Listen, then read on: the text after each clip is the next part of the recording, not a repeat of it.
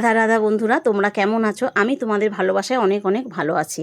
তো বন্ধুরা দেখো কিভাবে কি রান্না করলাম। আজকে করেছি লাউ শাক চচ্চড়ি।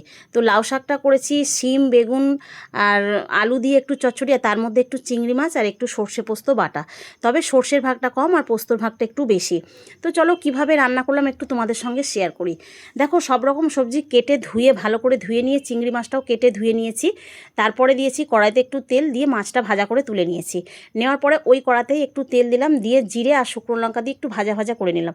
নিয়ে 2-4টে কাঁচা লঙ্কাও দিয়েছি। দেওয়ার পরে সবজিটা চাপিয়ে দিলাম কড়ার মধ্যে।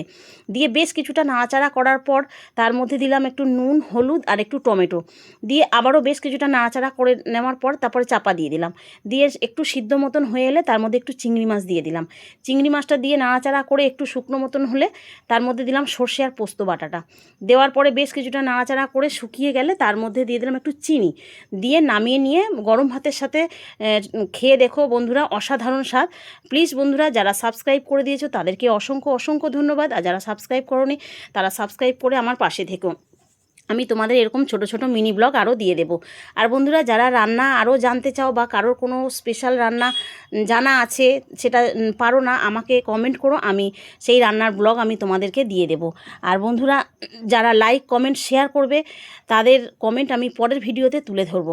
প্লিজ বন্ধুরা, আমার পাশে থেকো। তোমাদের সাপোর্ট ছাড়া এগিয়ে যাওয়া কখনোই সম্ভব নয়, তাই তোমাদের ভালোবাসা তোমাদের সাপোর্ট আমার খুব দরকার।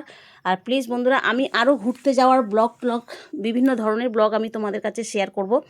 তো বন্ধুরা, কেমন হয়েছে একটু জানিও। আর এই লাউ শাকের রেসিপিটা যদি বুঝতে না পারো কেউ, আমাকে কমেন্ট করো, বা অসুবিধা হলে আমাকে কমেন্ট করো। আমি আবারও রেসিপিটা ভালো করে সুন্দর করে কিভাবে বললে বুঝতে পারবে সেইভাবে আমি তোমাদেরকে তুলে ধরবো। তো প্লিজ বন্ধুরা, ভালো থেকো, সুস্থ থেকো। আমি আবারও বলছি, সাবস্ক্রাইব করো, পাশে থেকো বন্ধুরা। আর তোমাদের সাপোর্ট আমার খুব দরকার, তোমরা ছাড়া আমার এগিয়ে যাওয়াটা কখনোই সম্ভব নয়। আর যারা লাইক কমেন্ট করবে তাদের কমেন্ট আমি পরের ভিডিওতে তুলে ধরবো। ভালো থেকো, সুস্থ থেকো, আমার পাশে